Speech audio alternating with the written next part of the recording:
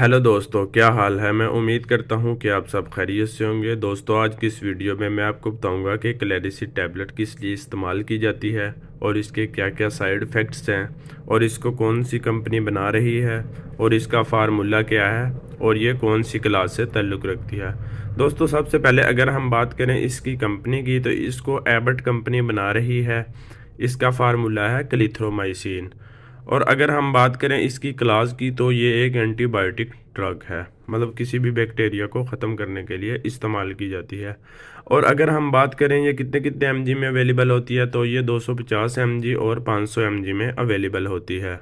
दोस्तों, अगर हम बात करें इसके यूजेस की कि ये किस किस मकसद के लिए इस्तेमाल की जाती है, तो ये स्किन इन्फेक्शन वगैरह के लिए इस्तेमाल की जाती है। और उसके अलावा ये थाट इन्फेक्शन के लिए इस्तेमाल की जाती है, मतलब अगर आपको कोई गले वगैरह का इन्फेक्शन है उस सूरत में इस्तेमाल की जाती है।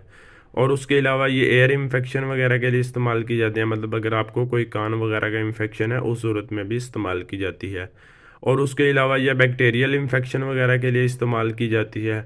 और उसके अलावा ये ब्रोंकाइटिस के लिए इस्तेमाल की जाती है, मतलब अगर आपको कोई सांस वगैरह का प्रॉब्लम है उस सूरत में इस्तेमाल की जाती है। और उसके अलावा ये खांसी वगैरह में भी इस्तेमाल की जाती है, मतलब अगर आपको खांसी वगैरह लगी हुई है उस सूरत में भी इस्तेमाल की जाती है ये। और उसके अलावा ये नमूनिया वगैरह में भी इस्तेमाल की जाती है।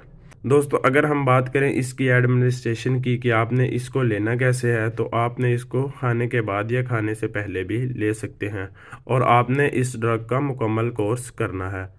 दोस्तों, अगर हम बात करें इसके साइड इफ़ेक्ट्स की कि इसकी वजह से क्या क्या साइड इफ़ेक्ट्स आ सकते हैं, तो इसकी वजह से आपको नोज़िया हो सकता है, आपको डायरिया वगैरह हो सकता है, मतलब आपको मोशन वगैरह लग सकते हैं।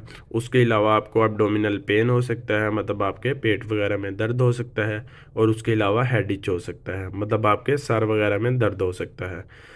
दोस्तों, अगर हम बात करें इसकी स्टोरेज की, तो आपने इसको रूम टेम्परेचर के ऊपर स्टोर करना है और आपने इसको सनलाइट और नमी वाली जगह से दूर रखना है।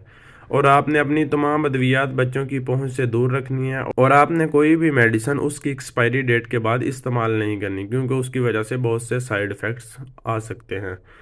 दोस्तों, बेहतर यही है कि कोई भी टैबलेट इस्तेमाल करने से पहले अपने डॉक्टर से ज़रूर मशवरा कर लें, ताकि वो इसकी सही डोज़ आपको कैलकुलेट करके दे सके। दोस्तों, अगर आप चाहते हैं कि आपको मेडिसिन की इंफॉर्मेशन इसी तरह मिलती रहे, तो हमारे चैनल को सब्सक्राइब कर दें और वीडियो को लाइक कर दें। बहुत शुक्रिया। बस सलाम।